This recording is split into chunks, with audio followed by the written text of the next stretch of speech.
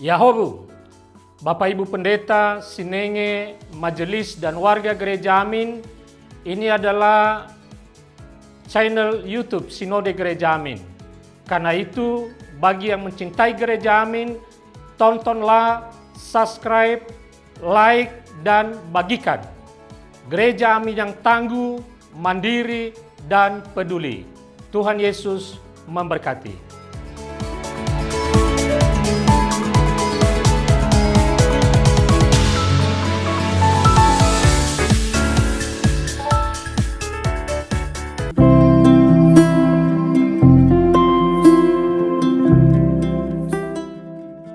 Hai Teens, jumpa kembali dalam acara TFC. Dan kali ini kita akan menyimak tulisan dari Bapak Jan Calvin Pindo STH dalam buku renungan Teens for Christ dengan judul Murah Hati, berdasarkan Imamat 19 ayat 9-10. Bersama saya Carmela Natasha Febiani, mari kita bersatu di dalam doa. Tuhan Allah Bapa kami, terima kasih karena kami boleh terus diperbarui melalui berkat firman-Mu Tuhan. Engkau Tuhan yang senantiasa ada bersama kami, Engkau beserta kami, dan biarlah seluruh kehidupan kami dapat sungguh-sungguh kami menerapkannya seturut dengan kehendak-Mu. Di dalam nama Tuhan Yesus Kristus kami berdoa. Amin. Yang akan jadi pusat perenungan kita adalah Imamat 19 ayat 9. Saya akan membacakan untuk kita semua. Pada waktu kamu menuai hasil tanahmu, janganlah kau sabit habis ladangmu sampai ke tepinya, dan janganlah kau pungut apa yang tertinggal dari penuaianmu. Hai teens, seringkali orang tua tuh mengingatkan anak-anaknya untuk berperilaku bersih, sopan, menjaga kerapian dalam banyak hal ya. Misalkan makan harus habis, nggak boleh bersisa. Nyapu juga jangan sampai ada sisa kotoran. Pokoknya prinsip utamanya adalah rapi dan bersih, tidak meninggalkan sisa gitu. Nah, sebab semua yang dinikmati itu dicari dan diupayakan dengan susah payah. Tapi bacaan hari ini justru tampak bertentangan dengan prinsip di atas. Bagaimana mungkin orang tidak menyabit habis hasil ladangnya sampai ke tepi dan membiarkan ada hasil panen yang tertinggal? Gak mungkin gitu. Tapi setelah semua jadi lelah sejak membajak tanah, menabur benih, menjaga agar tumbuh dengan baik hingga mendapat hasil seperti yang diinginkan, mengapa membiarkan ada sebagian yang tidak dipanen?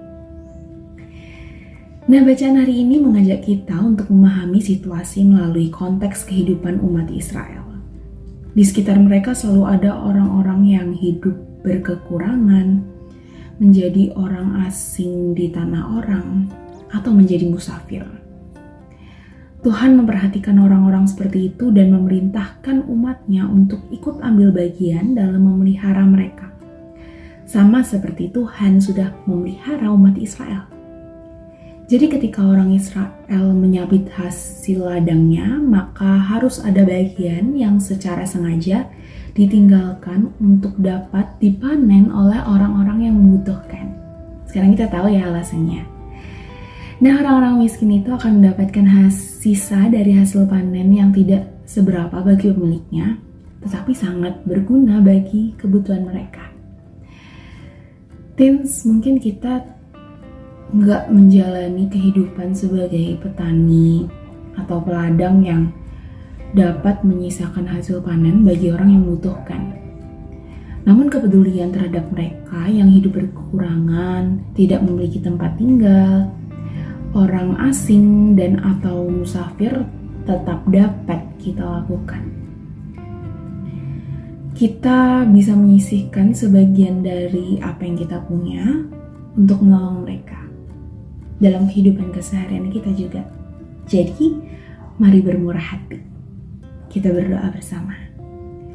Terima kasih Tuhan, karena kami kembali diingatkan dan ditegur untuk murah hati.